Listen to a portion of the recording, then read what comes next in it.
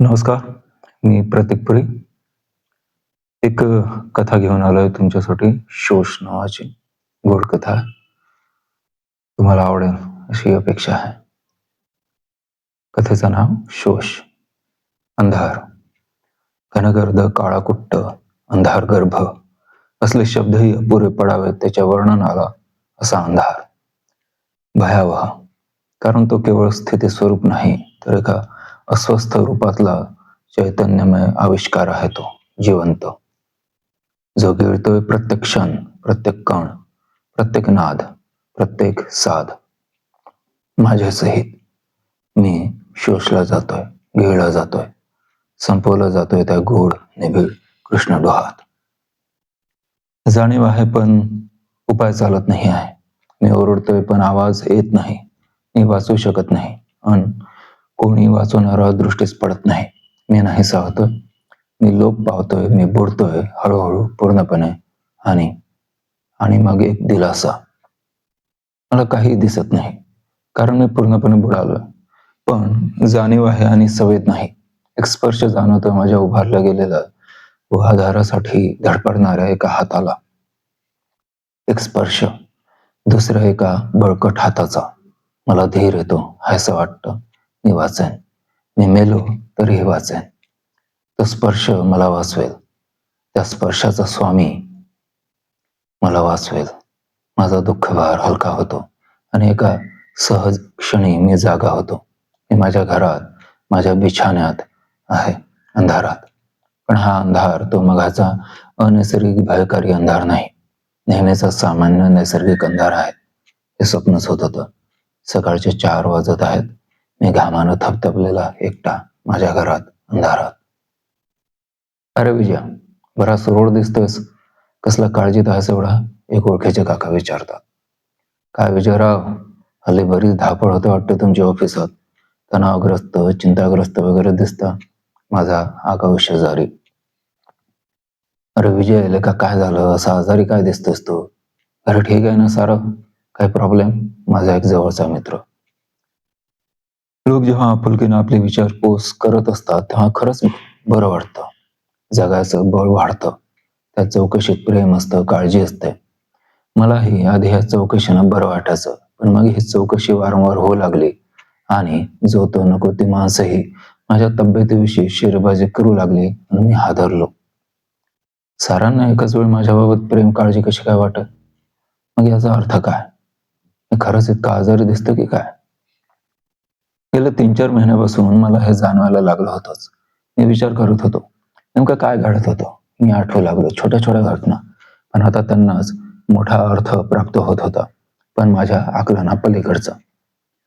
यंदाच 28वं साल लागलं होतं मला. लग्नाची आत्ताच घाई नव्हती. आधी आयुष्यात स्थिरतावर व्हायचं होतं, पण आता कळतंय की आयुष्यात स्थिर असं काहीच नसतं, कारण हे आयुष्यच मुळात अस्थिर आहे. माझंच पाहना, अगदी काही दिवसांपूर्वी मी चांगला दणकट होतो की मग हे एकाएकी काय झालं? बापरे, म्हणजे मी आता माझ्याच नकळत मान्य करतो की मी कधी काळी सशक्त होतो, पण आता नाही. पण असं काय घडत होतं मग? मला आठवू लागल्या त्या छोट्या छोट्या गोष्टी. 4 महिन्यांपूर्वीच घेतलेल्या दोन्ही जीन्स आता मला चक्क ढिल्या होत होत्या. हे काही सशक्त तब्येतीचं लक्षण नव्हतं आणि सडपातळपणा म्हणून स्वतःची समजूत काढणे शक्य नव्हतं, कारण मी आधीपासूनच या वर्गातला होतो. पण आता हा सड गेला होता आणि सडनली हा पातळपणा तेवढा वाढला होता. व्हॉट रबेश! मी कोणत्या परिस्थितीत पडलोय आणि फालतू गोट्या का सुचतात मला? माझं डोके कामातून जाते की काय? भानावर या विजयराव, मुद्द्याचं बोला. म्हणजे सांगायचं हे की आत्ता आत्ता सुरू झालेली गोष्ट आहे, पण तिन्ही त्रिकाळ चांगला हाणतोय की मी. मग साला हे सारं जातं तरी कुठे? एखादा रोग म्हणावा तर तसलं काही फिलिंग पण नाही. डॉक्टरकडे चेकअपलाही गेलो होतो मागे एकदा, संशय नको म्हणून, पण सारं नॉर्मल होतं. त्यालाही कोणतं ठोस कारण कळलं नव्हतं. पण हाती आलेला पेशंट सहजासहजी सोडेल तर तो डॉक्टर कसला? त्यानं मला शक्तीसाठीची म्हणून विटामिन्स आणि टॉनिक्स लिहून दिली ढीगभर आणि हातभर बिल फाडलं, पण जैसे थे. प्रकृती सुधारण्याऐवजी बिघडतच चालली होती. आतापर्यंत चांगले दाट काळभोर केस होते माझे, पण आता ते झपाट्यानं पडत होते. चेहऱ्यावर जगता तारुण्याची तकाकी नाहीशी होत होती अंगातली शक्ती जोम संपत होता. तरुण वयात लोक तरुण होतात, पण मी चक्क म्हातारा होत होतो. अकाली म्हातारपण. की माझं तारुण्य हिरावलं जातंय. पण कसं? मित्रांच्या ओळखींच्या लोकांच्या टीका टिप्पण्या आता वाढल्या होत्या व त्यांची गंभीरताही वाढली होती. गण्या देशमुखानं, त्या हलकटानं तर भर ऑफिसात साऱ्यांसमोर, नलिनी आणि जयाही होत्या तेव्हा तिथं, मला म्हटलं, विजय, तुला यश तर नाही झालं ना बाबा? एकदा जाऊन रक्त तपासून घे. उगाच रिस्क नको तुलाही आणि तुझ्या त्यांनाही. त्यावर सारे फिदे फिदे हसले होते, अगदी नलिनी आणि जयाही. आणि इकडे माझा संतापानं तिळपापड का काय म्हणतात तो उडाला होता. हे म्हणजे फारच झालं. आठवडाभर मी अस्वस्थ होतो. शेवटी गेलो दवाखान्यात. जीव मुठीत धरून केली रक्त तपासणी. हुश्य, जीव भांड्यात पडला. मी एड्सग्रस्त नव्हतो, टीबीही नव्हता मला. पण मग ह्या अशक्तपणाचं कारण तरी काय होतं? तिथल्या सुंदर नर्सने काळजीने विचारलं होतं. अहो, किती खांगलात तुम्ही? रक्तही कमीच आहे शरीरात नेहमीपेक्षा. डॉक्टरांना भेटा आधी लवकर. तिचं म्हणणं कसं नाकारणार? भेटलो. पुन्हा एकदा मोठं बिल फाडलं, औषधाचे रतीब घेतले. पुन्हा तेच ते आणि तेच ते. पेच कायमच होता. मी अधिकच खंगत होतो. आतून जणू काही वाळवी लागली होती मला आणि त्यात माझं शरीर नाहीसं होत होतं. दिन्या, आता तोच काहीतरी कर यार, माझं तर डोकंच चालवणंसं झालंय आता. दिन्या म्हणजे माझा जिवलग मित्र, तत्वज्ञ आणि मार्गदर्शक होता. माझ्या जीवनातला पार्टनर होता. गेले तासभर मी माझी कर्म कहाणी त्याला सांगत होतो आणि तो मन आणि कान दोन्ही लावून ती शांतपणे ऐकत होता. माझं बोलणं संपलं तसं त्यानं फक्त एकच प्रश्न विचारला. विजय, तुझ्यावर विश्वास आहे माझा, पण तरी विचारतो. तू हे सारं अगदी खरं सांगतोय ना? नक्की काही लपत नाहीस ना? पैशाची भानगड, पोरीचं लफडं, घरची कटकट किंवा एखादा गुप्तरोग वगैरे, ज्यामुळे हा शारीरिक आणि मानसिक त्रास होतो तुला? मी फाडकन कानफटात हाणली असती जर कोणी दुसरा असं काही बोलला असता तर.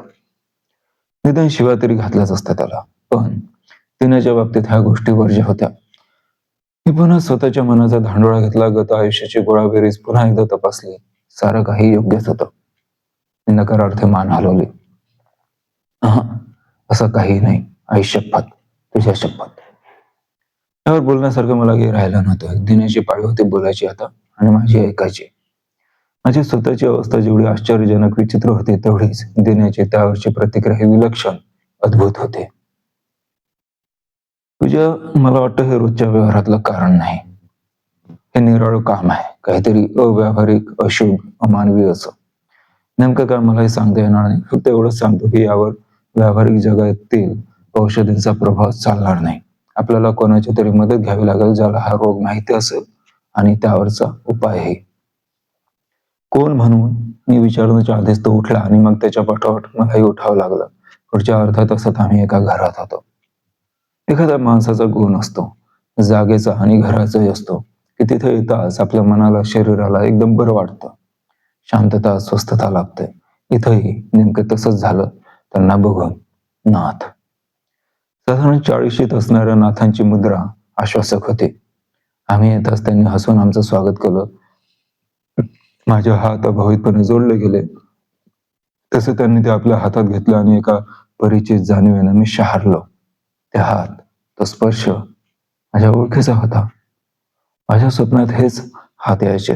हा स्पर्श मला आधार द्यायचा, शंकाच नव्हती. एक वेळ डोळ्यांची फसगत होईल, पण संवेदना कधी फसवू शकत नाही. अनपेक्षित पण सुखद सलामीनं मी थोडा बावरलोही, पण बराच सावरलोही. मोठी विचित्र भावना. मी काही बोललो नाही. दिनाच बोलला फक्त. अधनं तो एखादी गोष्ट मला विचारून पक्के करून घ्यायचा, बस. त्याचं बोलणं संपलं तसं नाथांनी बोलायला सुरुवात केली. मुद्देसूद बोलणं.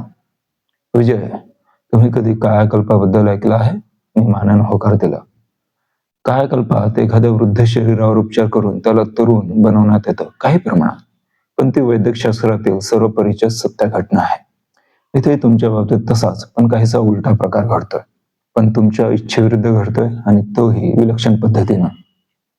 कोणीतरी तुमचा कायापालट घडवून आणतोय, ज्यात तो तुमचं तारुण्य हिरावून तुम्हाला त्याचं वृद्धत्व बहाल करतोय. काय? मी आणि दिन्या दोघे किंचाळलोच. त्यातल्या त्यात मी जास्तच अस्वस्थ होतो. कारण कधीतरी मला अशीच काहीशी शंका आली होती, पण तेव्हा तो वेळपट प्रकार म्हणून मी दुर्लक्ष केलं होतं. पण आता मात्र कोणी वेडा माणूस तोच प्रकार करत होता. होय, कोणीतरी तुमचं तारुण्य हळूहळू शोषून घेतं विजय.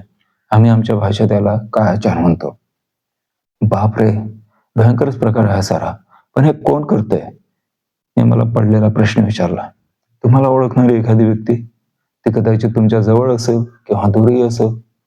विजय, तुम्हाला असं कोणी माहीत आहे ज्याला तुम्ही ओळखता आणि ज्याच्यात अलीकडे असं तारुण्यवर्धक बदल घडून येतात? नाही, माझ्या माहितीत असं कोणीही नव्हतं. असो, एरवीही अशा सहजपणे तिचा माग लागणं कठीण आहे. म्हणजे मग यावर काहीच उपाय चालणार नाही का? तो हरामखोर माझ्या तारुण्यावर असं डल्ला मारत राहणार का? मला भयंकर चीड आली होती. कोणीतरी हलकट माणूस माझ्या तारुण्याची दिवसाढवळ्या चोरी करत होता आणि मी काही करू शकत नाही. रागानं मला काही बोलणं सुचत नव्हतं. विजय, विजय, शांत व्हा. एवढं संतापू नका. उपाय तर आहेच आणि ती व्यक्ती तुम्हाला पाहायला मिळेल जर ती तुमच्या जवळपासच राहत असेल तर. सांगा मला तो उपाय, काय वाटेल ते करेन मी. मग विष प्या, नाथ शांतपणे म्हणाले आणि मी उडालोच. हो, थट्टा काय करताय तुम्ही माझी? तुम्ही शब्दशः घेऊ नका माझं बोलणं. उद्या म्हणाल कोणाचा खून करा. मी साधा सरळ माणूस आहे हो. तर असलं काही करायला सांगू नका मला. आमची ना जीव द्यायची ताकद आहे ना जीव घ्यायची. चुकलं माझं. बोलता येतं म्हणून उगाच बरवलं काहीतरी. प्लीज मला माफ करा. नाथ खळखळून हसले यावर. बैठकीतला ताण थोडा विरला. विजय, मी थट्टा करतो, पण थट्टेतही कधी खोटं मात्र बोलत नाही. आणि आत्ताही मी थट्टा केलेली नव्हती. नाथ पुन्हा गंभीर होत म्हणाले, तुम्ही खरंच विष प्यायचं आहे, मी देईन. मी सांगेन त्यावेळी माझ्यावर विश्वास ठेवा. मी तुम्हाला मरू देणार नाही. हो, पण आधी माझं ऐका. नाथांच्या आवाजात जरब आली आणि मी वरमलो. ती एक दुष्ट शक्ती आहे. आपल्या स्वार्थासाठी दुष्ट हेतूपायी एका अश्रफ जीवाचा अधिकार ती हिरावून घेत आहे. हा एक अक्षम्य असा अपराध आहे. पण तुमच्या कायद्यात त्याला काहीच शिक्षा नाही, कारण तुम्ही हा गुन्हा कधीच सिद्ध करू शकणार नाही. आणि पुढे मग वेळ गेलेली असेल. तुम्ही शोषित आहात विजय, आणि तो तुमचा शोषक आहे. तुमच्या शरीरातील सर्व गोष्टी तो स्वतः शोषून घेतो. हे विष देखील तो शोषून घेईल आणि जीव त्याचा जाईल, तुमचा नाही. पण एखाद्याचा जीव घेणं भयंकर वाटतं हो ना. हा तुमचा चांगुलपणा आहे विजय, मलाही मान्य आहे ते. पण ह्यालाही अपवाद असतात. अधर्माचा विनाश करणं यापेक्षा मोठा धर्म नसतो. सृष्टांच्या रक्षणासाठी दुष्टांचा पाडाव करणं आवश्यकच असतं. आज जी वेळ तुमच्यावर आली आहे ती आधी आणखी किती जणांवर आली असेल कोणास ठाऊक. आणि आता आपल्याला हे सारं थांबवण्याची एक संधी मिळाली आहे. ती आपण वाया घालवली तर आणखी किती लोकांचा बळी जाईल सांगता येत नाही. सारं माहीत असूनही काही न करणं हा देखील एक अपराधच असतो. असं करून आपण त्या अपराधालाच मदत करत असतो, नाही का? त्यामुळे मनात कोणत्याही शंका बाळगू नका. तुम्ही कोणाचं वाईट करत नाही आहात. आणि त्यातूनही जर तुम्हाला तसं वाटत असेल तर मी शब्द देतो की याची सारी जबाबदारी माझी असेल. शिवाय कायद्याने तुम्ही यात फसणार नाही. आता पुढचा निर्णय मात्र तुम्हीच घ्यायचा आहे. नाथांनी एवढं सांगितल्यानंतर मीही माघार घेणं आता शक्य नव्हतं. दिनानं बारकाईनं साऱ्या गोष्टी समजून घेऊन माझी अस्वस्थता कमी करण्याचा प्रयत्न केला होता. तरीही मी जाम घाबरलो होतो. मरायचा यापूर्वी मी अनुभव थोडाच घेतला होता. पण शेवटी जगण्यासाठी मी मरण्याचा मार्ग स्वीकारलाच. मी विष घेतलं. आठवतील त्या सर्व देवी देवतांचा धावा करून. दिनाही तेच करत असावा. तो उत्सुकतेनं व काळजीनं मी कसा मरतोय हे बघत होता. विष तर भलतंच कडवट होतं. कडुनिंबाचा रसही गोड वाटला असतं त्याच्यापुढे. पोटात जाता असते रक्तात भिनायला सुरुवात झाली आणि माझं डोकं गरगरायला लागलं आणि मग मी अंधारात बुडत गेलो. अंधार पण आश्वासक. उद्याच्या पहाटेचं गर्भारपण लिहून येणारा अंधार, प्रकाशाचा जन्मदाता. माझ्यात झपाट्यानं बदल घडत होता. सारं शरीरातून कोणीतरी ढवळून काढत होता. मी रिता व्हायला लागलो होतो, पण हे रिते पण खूप काही देऊन जाणार होतं. विजया, उठ उठ उठ रे बाबा, लवकर उठ. तुझा शत्रू सापडला बहुतेक, उठ. मी उठलो. निवांत झोपेतून उठावं तसं आळस देत मी मरणातून जिवंत झालो. काही वेळ माझी स्थिती मैं कहा हूं कोण हूं सारखे झाले. मी तेव्हा माझ्या खोलीतच होतो. पण दिनाला बघता साऱ्या गोष्टी आठवल्या. मी जिवंत आहे, मी मेलो नाही. Wow, just great. तेव्हा पांडुरंगा पावलास रे बाबा, पुढच्या वारीला मी येतो तुझ्या भाटीला. दिनानं माझ्या आनंदात लगेच व्यत्यय आणला नाही. मी थोडा शांत झाल्यावर तो बोलला, विजय, नक्की सांगता येणार नाही, पण थोड्याच वेळापूर्वी तुझ्या सोसायटीत कोणीतरी मेल्याची बोंब उठली. सारे तिकडेच गेलेत. कोणी रत्नाकर सोनवणे म्हणून आहे, तू ओळखत असताना ना? रत्नाकर सोनवणे नाव तर ओळखीचं वाटतं.